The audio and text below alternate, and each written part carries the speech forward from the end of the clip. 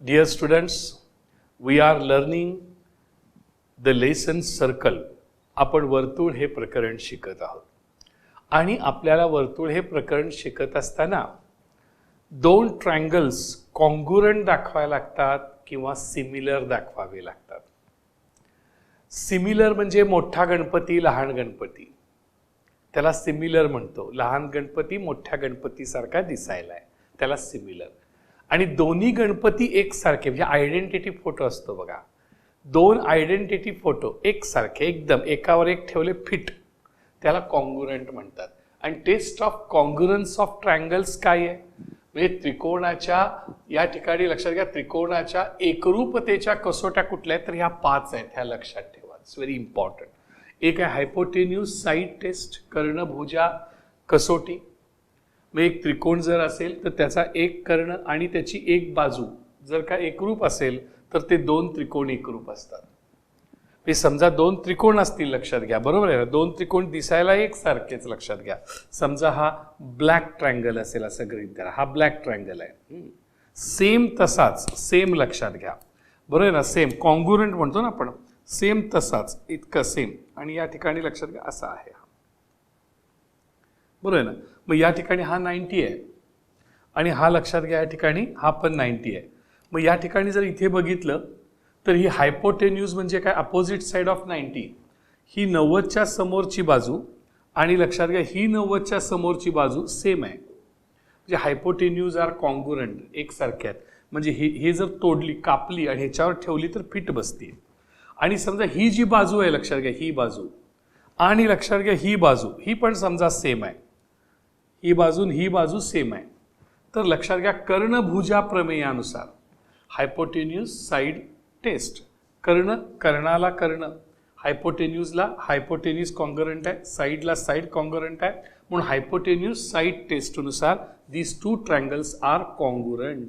हे दोन त्रिकोण एकरूप आहेत. नंतर AAS, लक्षात घ्या ही टेस्ट आहे AAS म्हणजे अँगल लक्षात घ्या साइड, अँगल साइड. म्हणजे याच्यामध्ये आपण परवा टेस्ट बघितली होती बघा, त्यावेळेला आपण जे याच्या अगोदरच्या एक्झाम्पलमध्ये आपण पाहिली होती की समजा हा एक ट्रायंगल आहे, लक्षात घ्या हा एक ट्रायंगल आहे असा, आणि दुसरा हा ट्रायंगल आहे, लक्षात घ्या आणखीन एक सेमच असा आहे, हा दुसरा असा सेम ट्रायंगल आहे, लक्षात घ्या, बरोबर. आणि त्याच्यामध्ये हा अँगल, बरोबर, याला कुठल्या आपल्याला AA टेस्ट पाहिजे. लक्षात घ्या हा अँगल आहे आणि लक्षात घ्या इथला हा अँगल आहे, हे दोन समजा सेम आहेत. दुसरा लक्षात घ्या हा अँगल आहे आणि इथला हा अँगल आहे, हे दोन सेम आहेत. आणि समजा ही साइड आणि लक्षात घ्या ही साइड सेम आहे. तर अँगलला अँगल कॉन्ग्रुएंट आहे, ह्या अँगलला हा अँगल कॉन्ग्रुएंट आहे, ह्या साइडला ही साइड कॉन्ग्रुएंट आहे. मग AAS टेस्टनुसार लक्षात घ्या हे दोन ट्रायंगल्स कसे आहेत, कॉन्ग्रुएंट आहेत. यस म्हणजे काय, ही साइड ह्या साइडला कॉन्ग्रुएंट, ही साइड ह्या साइडला कॉन्ग्रुएंट, ही साइड ह्या साइडला कॉन्ग्रुएंट, तिन्ही साइड्स एकमेकाला कॉन्ग्रुएंट असतील तर हे लक्षात घ्या दोन ट्रायंगल्स कॉन्ग्रुएंट आहेत.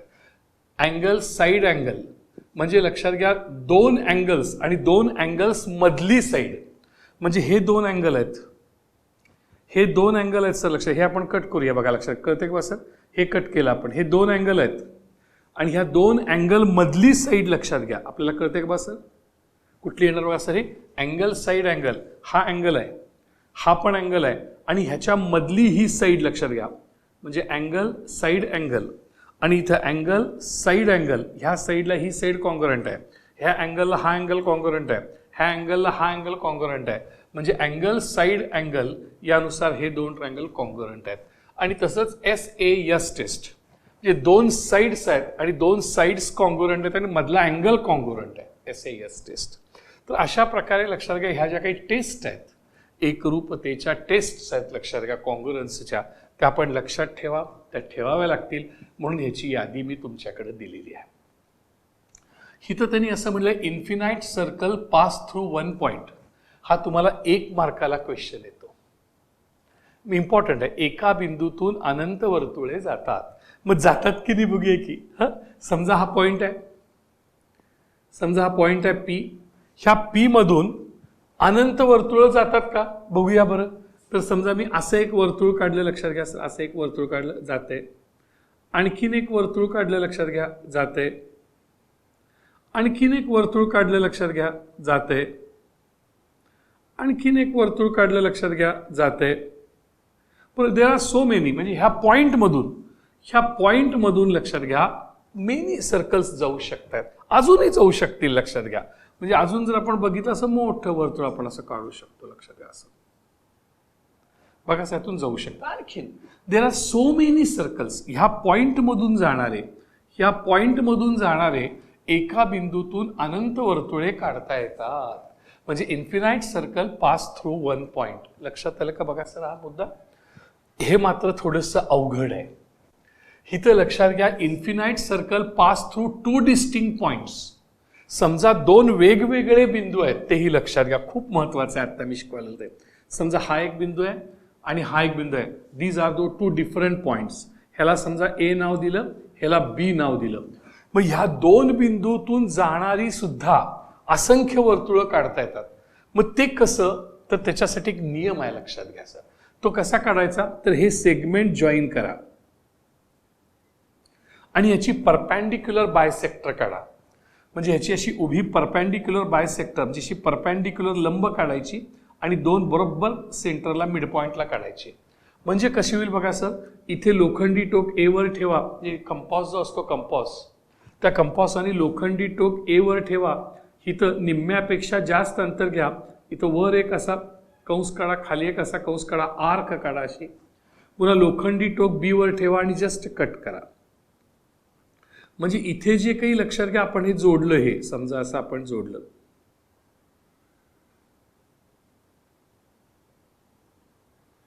हे समजा आपण जोडलं, तर ही काय सांगा सर? ही परपॅन्डिक्युलर बायसेक्टर आहे. बघा सर, ही कशी आहे? परपॅन्डिक्युलर आहे आणि प्लस ही बायसेक्टर आहे. ही परपॅन्डिक्युलर आहे आणि बायसेक्टर आहे, लक्षात घ्या. म्हणजे हा करेक्ट जो हा सी पॉइंट आहे ना, तर ए सी बरोबर सी बी. आता मला काय दाखवायचं आहे सर? तर ह्या दोन बिंदूतून अनंत वर्तुळे जातात. हो, जातात. हे जे परपॅन्डिक्युलर बायसेक्टर आहे सर, त्याच्यावर तुम्ही कुठलाही पॉइंट घ्या. समजा हा इथे पॉइंट घेतलात, ह्याला नाव दिलं पी. समजा तुम्ही पी वरती इथं ते लोखंडी टोक ठेवलं आणि इथं पेन्सिलचं टोक ठेवलं, तर तुम्ही जर समजा सर्कल असं काढलं, लक्षात घ्या सर, इथे काढलं तुम्ही असं, तर इथं ठेवून जर तुम्ही काढलं तर असं येते बघा, असं सर्कल असं.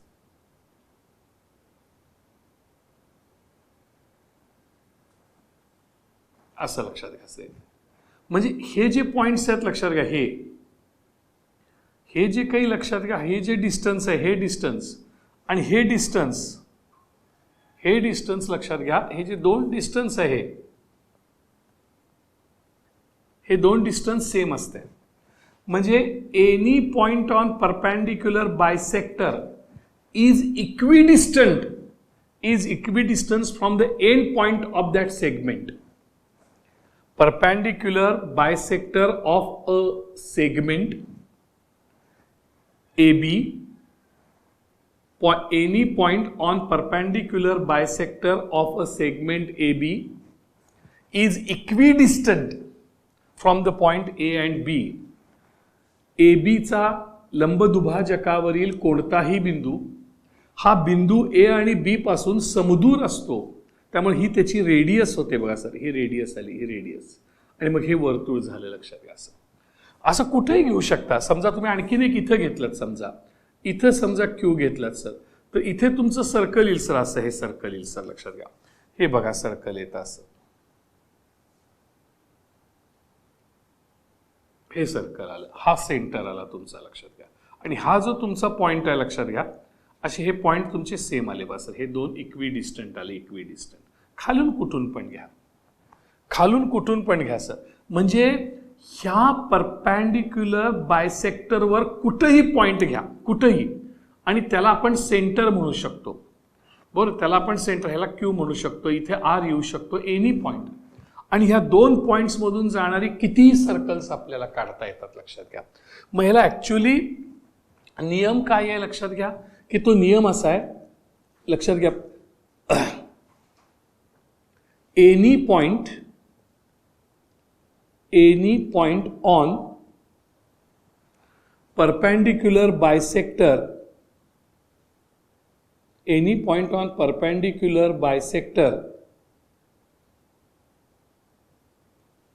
ऑफ सेगमेंट ए बी, रेषाखंड ए बी च्या लंबदुभाजकावरील कोणताही बिंदू हा इज इक्विडिस्टंट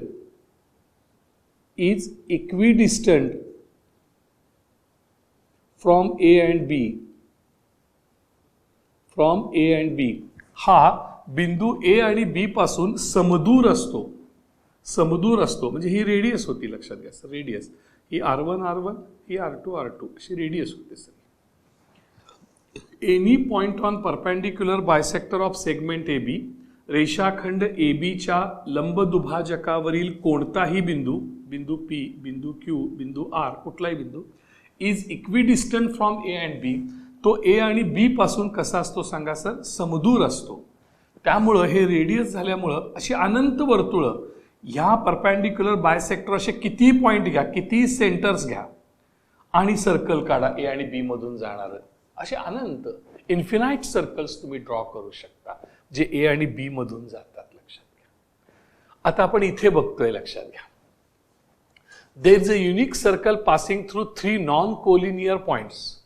कोलिनियर म्हणजे काय, एक रेषीय. कोलिनियर म्हणजे काय सांगा सर, एक रेषीय. नॉन कोलिनियर म्हणजे एक रेषीय नसलेले. नॉन कोलिनियर म्हणजे एक रेषीय नसलेले. मग एक रेषीय नसलेले समजा असे जर का 3 बिंदू असतील, मग असं गणित धरा सर, हे असे बिंदू आहेत, हा इथे एक बिंदू आहे, हा इथे एक बिंदू आहे, इथे एक बिंदू आहे. हे तिन्ही बिंदू एका रेषेत आहेत का, नाही आहेत, एका रेषेमध्ये नाही आहेत, लक्षात घ्या. मग ह्याला आपण ए म्हणूया, ह्याला बी म्हणूया, ह्याला सी म्हणूया, आणि ह्याच्या तिन्ही बिंदूतून सर्कल जायला पाहिजे, म्हणजे त्याला सर्कम सर्कल म्हणतात, परिवर्तुळ असं म्हणतात. मग ते परिवर्तुळ आपण कसं काढतो, तर पहिल्यांदा आपण असं एक ट्रायंगल काढतो, लक्षात घ्या.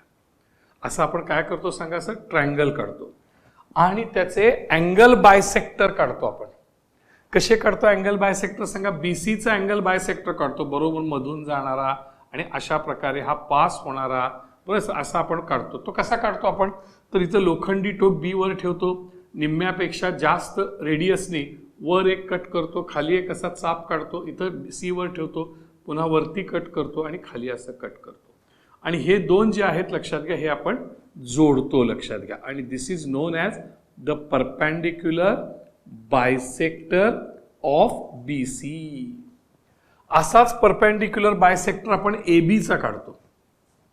एबीचा काढतो, तो कसा काढतो, तर इथं लोखंडी टोक बी वर निम्म्यापेक्षा जास्त त्रिज्येने ह्या साईडला असा एक कंस काढतो, ह्या साईडला असा एक कंस काढतो, पुन्हा इथून, लक्षात घ्या, म्हणजे असा तो बरोबर सेंटरमधनं जाणार आहे, लक्षात घ्या, असा आणि असा सेंटरमधून तो जाणार आहे. म्हणजे कसं लोखंडी टोक ए वरती ठेवतो, पुन्हा निम्म्यापेक्षा जास्त जे कट करतो सर आपण, असा कट करतो आपण. मग हा जो काही, लक्षात घ्या, हा छेदनबिंदू आहे, हा जोडतो आपण त्याला असं. हा, लक्षात घ्या, हा परपेंडिक्युलर बायसेक्टर झाला असा, perpendicular bisector of A B. आणि दोघंही छेदले कुठं सांगा, इथे. This is known as O. O is the centre, origin of circle. आणि मग आपण आता सर्कल काढतो सर. कसं काढतो सर्कल, तर इथे लोखंडी टोक ठेवतो आपण, पेन्सिलचं टोक बी वर ठेवतो आणि लक्षात घ्या, मग असं ए मधून जाणारं, सी मधून जाणारं असं वर्तुळ काढतो, लक्षात घ्या. तुमच्या लक्षात आलं का बा, असं 2 परपेंडिक्युलर बायसेक्टर काढतो आपण. बीसीचा परपेंडिक्युलर बायसेक्टर काढतो, एबीचा परपेंडिक्युलर बायसेक्टर काढतो. त्याच्या point of intersection is the centre of the circle. त्याचा छेदनबिंदू जो आहे तो वर्तुळाचा केंद्रबिंदू असतो आणि इथे आपण लोखंडी टोक ठेवून ए बी सी मधून जाणारं वर्तुळ काढतो. आणि मग आपण असं वाक्य लिहितो की there is a unique circle, एकमेव वर्तुळ आहे जे पासिंग 3 नॉन कोलिनियर पॉइंट्स, एका रेषेत नसलेले हे जे 3 बिंदू आहेत, या 3 बिंदूतून जाणारं फक्त एकच वर्तुळ असतं, लक्षात घ्या.